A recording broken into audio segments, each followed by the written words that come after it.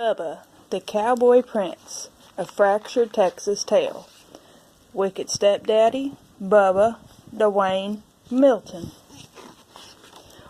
Once, a strapping young feller named Bubba lived on a ranch with his wicked stepdaddy and his hateful and lazy stepbrothers, Dwayne and Milton.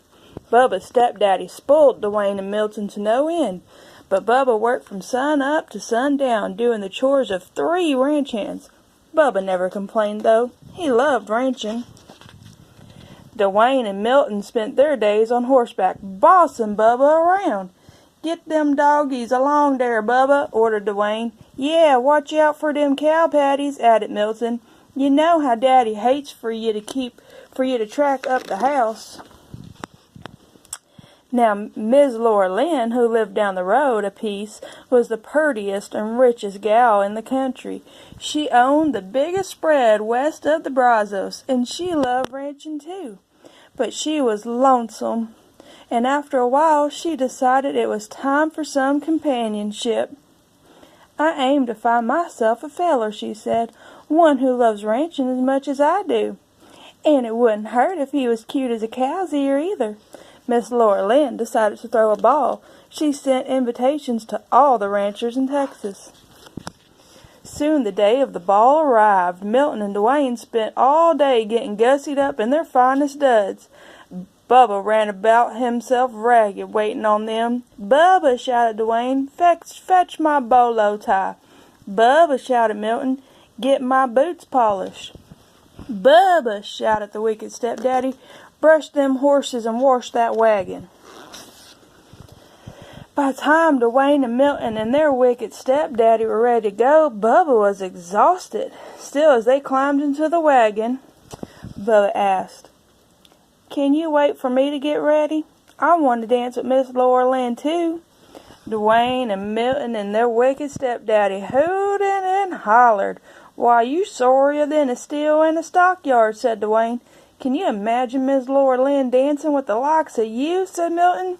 "Miss Laura Lynn wouldn't even wipe the dirt clods off her boots with that raggedy shirt of yours, and you smell more like cattle than the cattle do." Bubba took a look at himself. It was true. He didn't have a decent shirt to wear. His boots were downright disgraceful, and he did smell a bit rough. Milton and Dwayne were right. Miss Laura Lynn wouldn't dance with the likes of him. Bubba hung his head. He felt lower than a rattlesnake in a gully. Milton and Dwayne and their wicked daddy went on off to the ball. Bubba mounted his horse and headed for the pastures to check on the herd.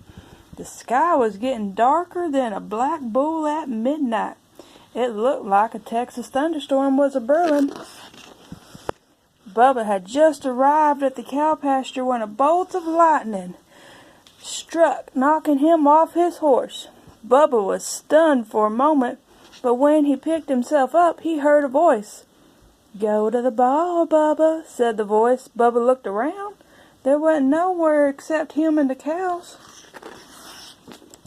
Now Bubba figured he'd bonk the bejeebers out of his beam, 'cause the voice was coming from a cow. She chewed her cud for a moment, then said, "I'm your fairy god cow, and I can help you go to the ball."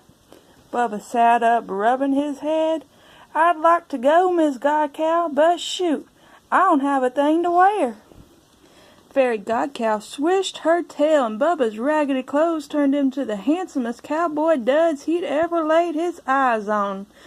His jeans were crisp, his boots were shiny, his shirt was dazzling, and his Stetson was whiter than a new salt lick. "Why, I look downright purty," said Bubba.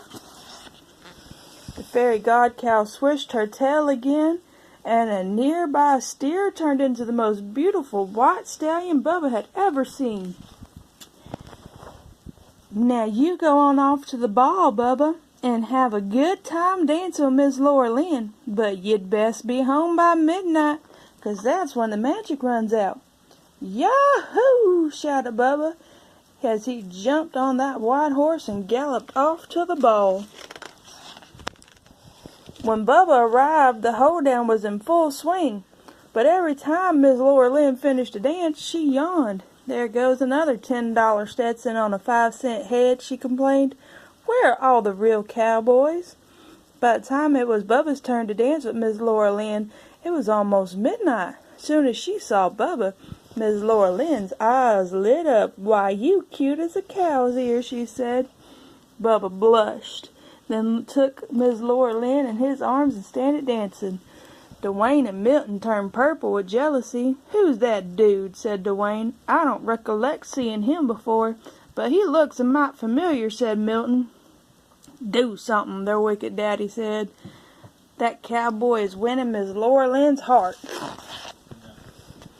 As it turned out, Milton and Dwayne didn't have to do a thing, because Bubba and Miss Laura Lynn were in the middle of a do-si-do, and when the clock struck midnight, suddenly Bubba's fine duds turned into the dirty rags he usually wore around the ranch. He looked sorry, and he smelled worse. "What is that awful smell?" asked Milton. "Why, it's Bubba," shouted Dwayne. Bubba turned 14 shades of red and apologized to Miss Laura Lynn and ran out the room. "Wait!" she yelled, chasing after him. But Bubba didn't wait. He jumped on his cow and lumbered off into the night. In the ruckus, he lost one of the dirty cowboy boots. Miss Laura Lynn clasped it in her arms. "This is the boot of a real cowboy and the man I want to marry. I aim to find him." Miss Laura Lynn went back inside and thought, and though she asked everybody at the ball, nobody knew who the mysterious cowboy was. Nobody, except Dwayne and Milton and their wicked daddy, that is. But they weren't talking. The next day, Miss Laura Lynn went from ranch to ranch looking for the cowboy who owned the boot.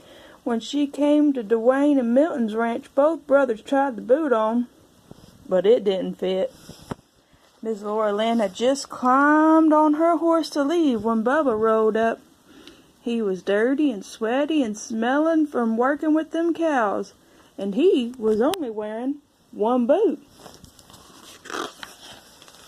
Miss Laura Lynn jumped off her horse and ran over to Bubba. "Try this on," she cried.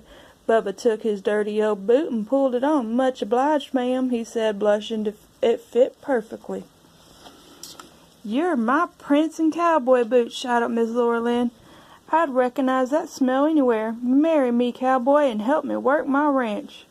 Dwayne and Milton and their wicked daddy threw chicken fits. But Bubba just smiled, and he and Miss Laura Lynn rode off into the sunset. They lived happily ever after, roping and cowpoking and getting them doggies along.